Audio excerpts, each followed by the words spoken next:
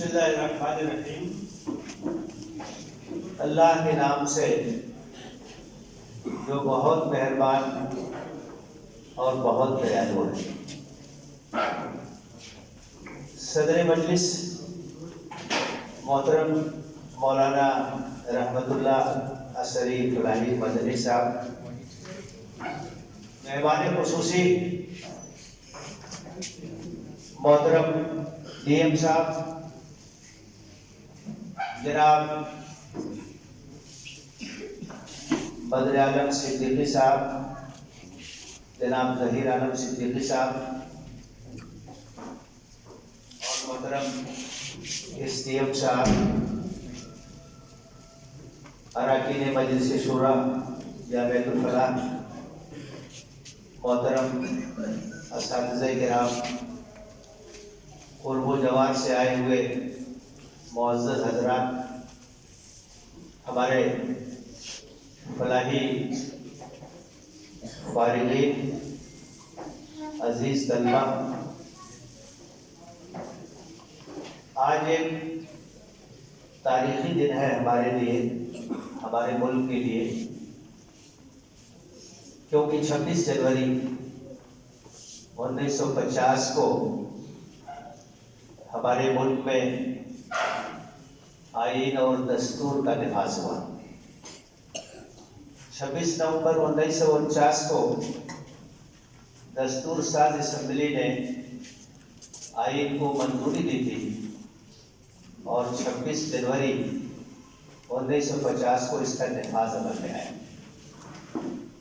اس لحاظ سے یہ بڑا ایک اہم تاریخی دن ہے۔ جس طرح سے یوم آزادی ہمارے لیے بہت اہم ہے، اسی طرح سے 26 جنوری کا موقع یہ ہمارے ملک کی تاریخ کے تناظر میں انتہائی اہمیت کا حامل ہے۔ اس موقع پر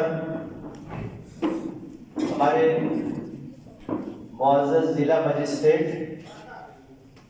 ہمارے درمیان تشریف لائے ہیں اور بھی کئی معزز مہمان یہاں موجود ہیں۔ میں ان سب کا دل کی گہرائیوں سے استقبال کرتا ہوں، خیر مقدم کرتا ہوں۔ منتظمین کی طرف سے، اساتذہ کی طرف سے، عزیز طلبہ کی طرف سے، فارغین کی طرف سے، اور قرب و جوار کے آئے ہوئے معززین کی طرف سے، آپ یہاں تشریف لائے اس موقع پر اور یہاں کے لیے آپ نے وقت نکالا، اس کے لیے ہم بہت ممنون ہیں اور آپ کی خدمت میں ہدیہ تشکر پیش کرتے ہیں۔ یہ آپ کی علم نوازی کا ثبوت ہے کہ اس دانشگاہ میں آپ موجود ہیں اور اس موقع پر آپ نے اپنا قیمتی وقت یہاں کے لیے دیا ہے۔ جامعۃ الفلاح نہ صرف اس علاقے کے لیے بلکہ پورے ضلع کے لیے ایک ایسا ادارہ ہے جو اپنی علمی خدمات کی وجہ سے پورے ملک میں ہی نہیں ساری دنیا میں جانا جاتا ہے۔ جامعۃ الفلاح جو 1962 سے اس نام سے کام کر رہا ہے، اس نے تعلیم کی دنیا میں ایک ایسا تصور پیش کیا جو جدید اور قدیم کا سنگم اور اس کا حسین امتزاج ہے۔ روز اول سے جامعہ نے اپنے لیے جو راہ طے کی وہ علم کی دنیا کو ختم کرنا تھا۔ جدید علوم، قدیم علوم، زمانہ ایک، حیات ایک، کائنات بھی ایک، زمانہ ایک، حیات ایک، کائنات بھی ایک، دلیل کم نظر قصہ قدیم و جدید۔ جامعہ کے پیش نظر بس صرف یہ ہے کہ جو علوم اور فنون مفید اور نفع بخش ہیں وہ سب مطلوب اور ان سب کو حاصل کرنا چاہیے۔ اس لیے جامعہ نے ایک ایسا نصاب بنایا جو جدید اور قدیم کا بہترین سنگم ہے، اس کا بہترین امتزاج ہے، اور اللہ کا شکر ہے کہ ہمارے فارغین زندگی کے مختلف میدانوں میں اپنی خدمات انجام دے رہے ہیں۔ آج ہمارے کچھ فارغین محترم معزز مہمانوں سے روبرو ہوں گے تو ان کو اندازہ ہوگا کہ اگر کوئی سماجی خدمات کے میدان میں نمایاں ہے تو کوئی قانون کے میدان میں کام کر رہا ہے، کوئی ایجوکیشن کے میدان میں کام کر رہا ہے، کوئی صحافت کے میدان میں کام کر رہا ہے۔ مختلف میدانوں میں یہ فارغین اپنی خدمات انجام دے رہے ہیں۔ جامعہ کی خصوصیت یہ بھی ہے کہ اس نے طلبہ اور طالبات دونوں کی تعلیم کا نظم کیا۔ طلبہ کا جہاں ایک شعبہ ہے، طالبات کا بہت بڑا شعبہ ہے۔ چند دن پہلے ہمارے معزز مہمان ڈی ایم صاحب وہ گرلز سیکشن میں گئے تھے، طالبات کا پروگرام بھی انہوں نے دیکھا اور وہاں ان سے انہوں نے خطاب کیا، اس لیے وہ اچھی طرح اس بات سے واقف ہیں کہ جامعہ میں طالبات اور گرلز کا شعبہ بھی ایک بہت بڑا شعبہ ہے جہاں ہزاروں طالبات تعلیم حاصل کر رہی ہیں۔ جامعہ کی خصوصیت یہ بھی ہے کہ یہ اپنے طلبہ میں، اپنے فارغین میں سماج کی خدمت کا جذبہ پیدا کرتا ہے، سماجی کام کرنے کا جذبہ پیدا کرتا ہے۔ اس لیے جہاں بھی وہ رہتے ہیں وہ ایکٹیو رہ کر کے اپنی خدمات کو انجام دیتے ہیں۔ جامعہ اتحاد کا علم بردار ہے، یکجہتی کا علم بردار ہے، بھائی چارے کا علم بردار ہے، اور علم اور تحقیق کے شمعوں کو روشن کرنے کا پیغام لے کر کے گزشتہ 50 سال سے زیادہ عرصے سے یہ کام کر رہا ہے۔ اس جامعہ کی وجہ سے الحمدللہ ہمارے ضلع کا نام بیرونی ممالک میں بھی ہے۔ آج ہمارے فارغین گلف میں بھی ہے، یو کے میں بھی ہے، اور دیگر ممالک میں بھی ہے، مختلف ملکوں میں وہ اپنی خدمات انجام دے رہے ہیں۔ ہمیں اپنے معزز مہمانوں کا استقبال کرتے ہوئے انتہائی خوشی اور مسرت محسوس ہو رہی ہے۔ ہمارے اساتذہ اور طلبہ کے لیے آپ نے وقت نکالا اس موقع پر، جبکہ یہ یوم جمہوریہ کی تقریب ہے اور ہمارے ملک کی تاریخ کا ایک اہم دن ہے۔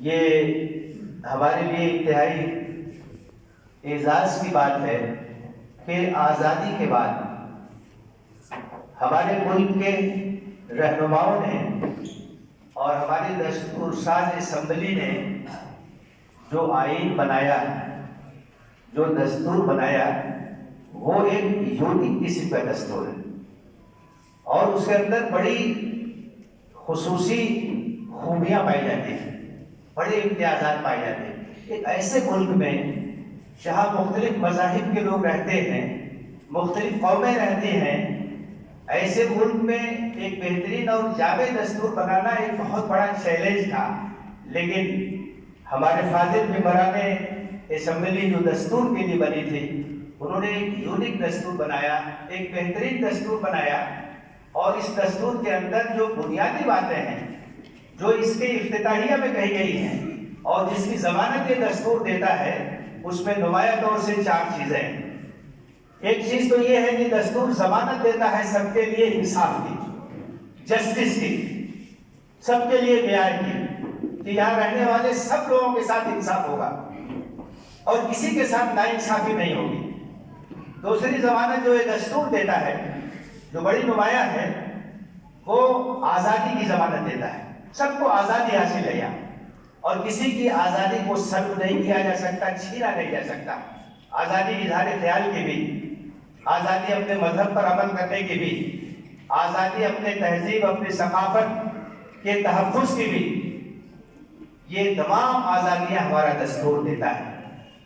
اس کے ساتھ ساتھ اس دستور نے اس بات کی ضمانت دی کہ یہاں رہنے والے تمام لوگوں کے ساتھ سمانتا ہوگی، سب کے ساتھ مساوات کی مبنی کی بنیاد پر سلوک کیا جائے گا، کوئی بھید بھاؤ نہیں ہوگا، کسی بنیاد پر کوئی تفریق نہیں ہوگی اور کوئی امتیاز نہیں ہوگا۔ اور دستور اس بات کی ضمانت دیتا ہے کہ یہاں رہنے والے لوگوں کے درمیان اخوت اور بھائی چارہ قائم کیا جائے. ہم بھارت کے لوگ، یہاں سے آغاز ہوگا ہمارے دستور کا.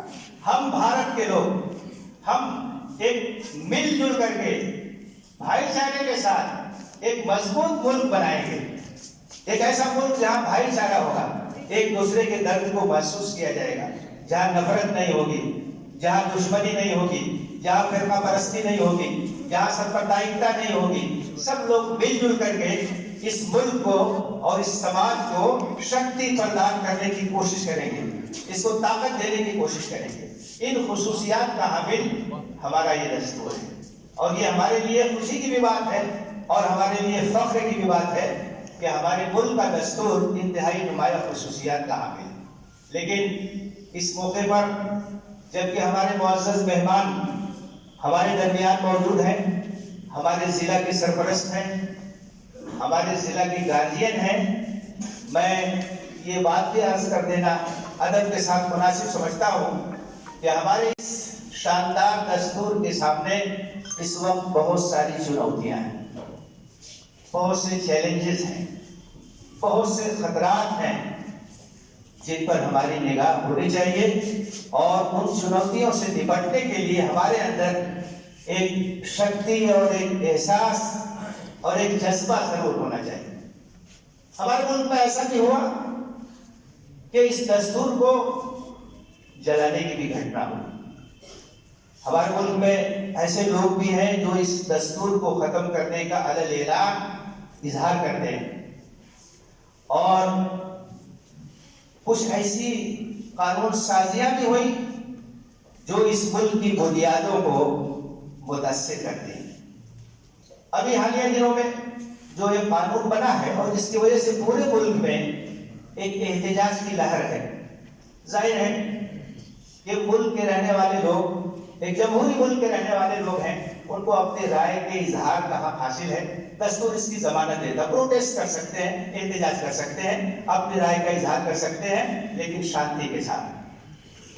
کہیں سے بھی کوئی اشانتی نہ ہو، پرامن طریقے سے اپنی رائے کا اظہار کر سکتے ہیں. اس پہ جو لوگوں کو تشویش ہے اور زندگی کے ہر طبقے کے لوگوں کو تشویش ہے، بنیادی تشویش یہی ہے کہ ناگرکتا سنشودھن ودھیک جو بنا ہے، شہریت کی ترمیم کا قانون جو بنا ہے، جس کو آج CAA کے نام سے جانا جاتا ہے، یہ ہمارے دستور کی بنیادی دفعہ 14 اور 15، جس میں اس بات کی ضمانت دی گئی ہے کہ یہاں رہنے والے تمام لوگوں کو برابری کا ان کے ساتھ سلوک کیا جائے گا. کسی بنیاد پر کوئی کسی کے ساتھ بھید بھاؤ نہیں ہوگا، نہ مذہب کی بنیاد پر، نہ نسل کی بنیاد پر، نہ بھاشا کی بنیاد پر. اس قانون نے مذہب کی بنیاد پہ تفریق کی ہے، اور شاید یہ پہلی قانون سازی ہو، یا ہمارے وکلا بھی موجود ہیں، شاید یہ پہلی قانون سازی ہو جو مذہب کی بنیاد پر کی گئی ہے. اسی لیے احتجاج ہے، اور اسی لیے یہ پروٹیسٹ ہے، اور اسی لیے یہ جو کچھ ہو رہا ہے ہمارے ملک کے اندر اس وقت ہے.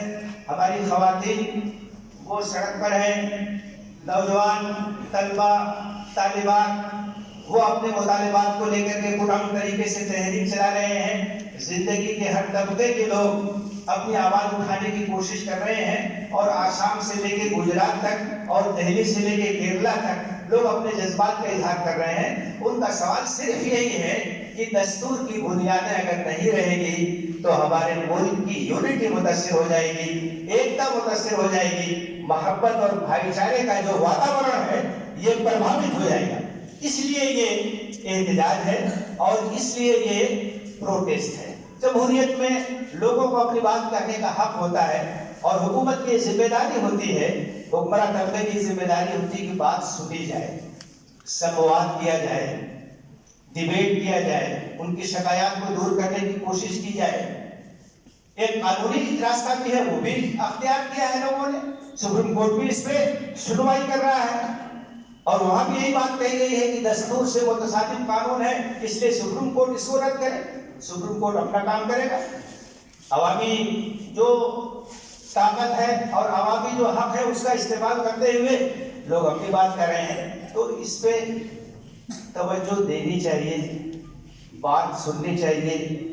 جو لوگ پروٹیسٹ کر رہے ہیں ان کے دکھ کو، ان کے پیڑا کو، ان کے درد کو سمجھنے کی کوشش کرنی چاہیے اور ان کے ساتھ ایسا لگے کہ ہمیں سب سے ہمدردی ہے. ہم ان کی پیڑا کو سننا چاہتے ہیں، ہم ان سے بات کرنا چاہتے ہیں، ہم ان سے سنواد کرنا چاہتے ہیں. یہ احساس دلانا چاہیے، یہ حکومت کی ذمہ داری.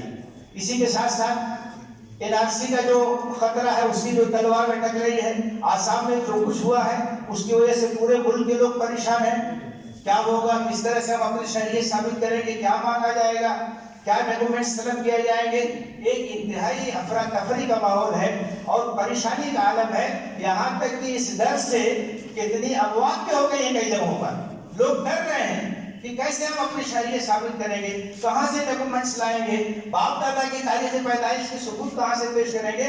ایک بھے کا ماحول ہے، ایک خوف کا ماحول ہے. اور ظاہر ہے کہ حکومت کی ذمہ داری ہے کہ لوگوں کو اعتماد میں لے اور ان کو اگر کوئی خوف ہے اور غلط ہے تو اس کو دور کرے. NPR کا مسئلہ ہے، اس کو لے کر کے لوگ گھبرائے ہوئے.